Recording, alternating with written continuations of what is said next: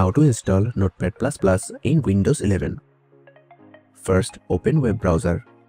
Go to Google. Search for Notepad++ and navigate to the Notepad++ website.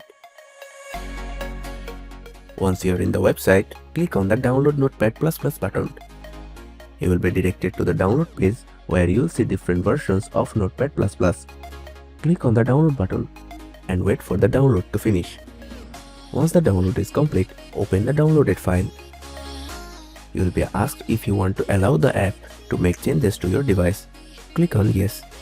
Next, you will see Notepad++ installation wizard. Click on Next to proceed. You can choose the installation location or keep the default location. Click on Next to proceed. You can choose the components you want to install.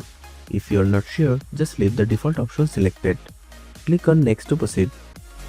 You can choose whether you want to create a desktop icon or not. Click on Install to start the installation process. Wait for the installation to complete.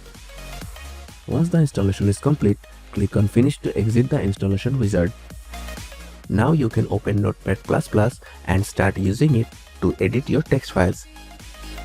And that's how you can install Notepad++ in Windows 11. Thanks for watching.